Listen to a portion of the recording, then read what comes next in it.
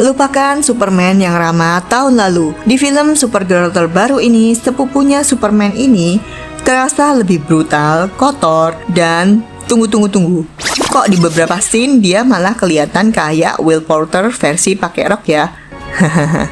Yes, DCU baru aja ngerilis film Supergirl.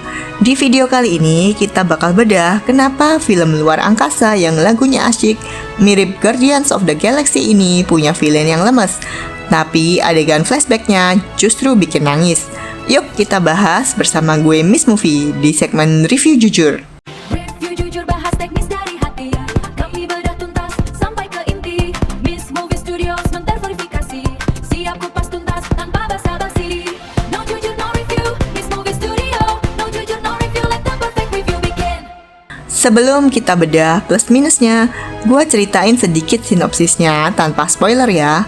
Film Supergirl ini mengadaptasi komik terkenal berjudul Supergirl, Woman of Tomorrow, karangan Tom King. Ceritanya fokus ke Kara Zor-El yang lagi ngerayain ulang tahunnya yang ke-23 dengan cara keliling galaksi buat mabuk-mabukan di bawah radiasi matahari merah. Kasian ya, saking stresnya trauma masa lalu. Tapi, liburannya itu kacau pas dia ketemu sama Ruthie, seorang anak cewek alien yang lagi misi balas vengeance nyari bajak laut luar angkasa bernama Krem of the Yellow Hills. Ruth minta tolong untuk bantu dia bunuh Krem. Awalnya Supergirl nggak mau bantu, tapi apa yang terjadi berikutnya mengubah segalanya. Si Krem ini nyolong pesawat Kara dan menembak anjingnya Kara yaitu Krypto dengan racun. Sementara satu-satunya penawar racun dipegang oleh Krem. Akhirnya, Kara dan Ruthie pun terpaksa kerjasama dan memulai petualangan brutal melintasi berbagai planet asing demi menangkap si Krem. Oke, secara overall gua pribadi suka banget sama film ini. Filmnya kerasa fun dan punya identitas sendiri. Kita mulai dari kelebihannya dulu deh.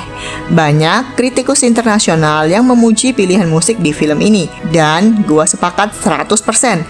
Soundtrack film ini asik-asik parah. Pilihan lagunya juara banget. Vibes-nya itu bener-bener ngingetin gua sama film Guardians of the Galaxy. Musiknya bikin suasana petualangan antar galaksi jadi makin hidup dan gak ngebosenin. Gak cuman itu, pas nonton film ini, gua bener-bener gak ngerasa kayak lagi nonton film Superman. Atmosfernya malah mirip banget sama Star Wars. Kenapa?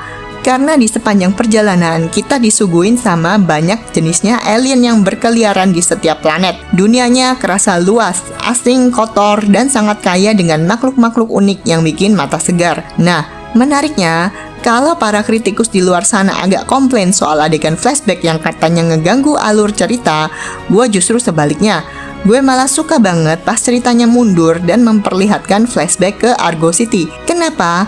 Karena di momen itulah gue ngerasa dapet banget kedalaman karakter seorang Kara Zor-El. Kita diperlihatkan trauma masa kecilnya dan betapa kerasnya kehancuran Krypton yang dia saksikan sendiri. Ini bikin gue sebagai penonton tuh ngerasa kasihan, empati, dan paham kenapa nih cewek bisa tumbuh jadi sosok yang dingin dan sinis. Karakter developmentnya dapet banget di sini. Sekarang kita bahas para karakternya. Balik lagi ke Millie Alcock. Aktingnya sebagai Kara emang bagus banget, sesuai sama pujian para kritikus.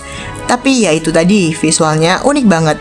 Di beberapa scene dia kelihatan cantik dan anggun banget layaknya pahlawan super. Tapi di scene lain, terutama pas lagi melotot atau pasang muka serius, muka Will Poulter langsung kebayang di otak gua. Haha, sumpah, kemiripannya kadang bikin salah fokus. Nah, yang bikin gue agak terganggu sepanjang film justru adalah karakter Ruthie yang dimainin sama Eve Ridley. Dia ini kan anak kecil dari planet asing, alias alien ya guys. Tapi sepanjang film, kenapa dia ngomong pakai aksen British yang medok banget? Gue tahu akting anak ini emang bagus dan emosional, tapi dengerin alien di planet antah berantah ngomong pakai gaya bangsawan Inggris tuh rasanya aneh dan ngerusak immersion dunianya. Terus bagaimana dengan dua karakter pendukung lainnya?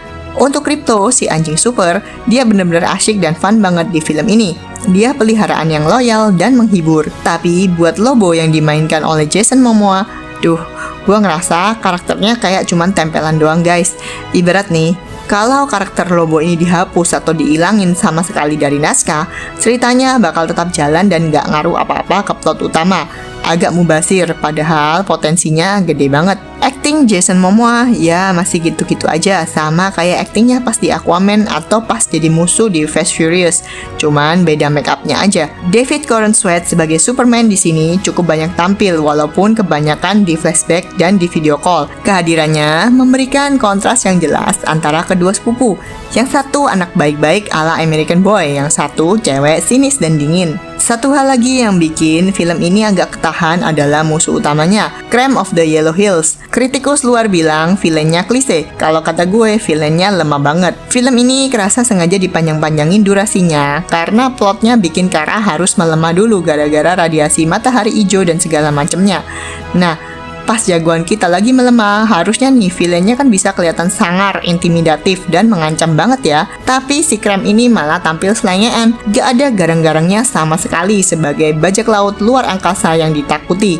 Kurang greget dan gak memberikan tensi bahaya yang kuat. Kesimpulannya, Supergirl ini punya tone yang jauh beda sama film Superman tahun lalu yang masih kerasa feel good movie. Film ini adalah tontonan yang sangat menghibur kalau kalian pengen variasi film pahlawan luar angkasa yang lebih liar dan kotor. Skor dari gua pribadi adalah 7,5/10. Overall, fun movie, tapi at the end ya average movie. Kalau menurut kalian yang udah nonton, gimana? Setuju gak kalau vibes film ini malah mirip Star Wars dibanding film Superman? Terus keganggu juga gak sama accent Britishnya Ruthie? Tulis pendapat kalian di kolom komentar di bawah ya.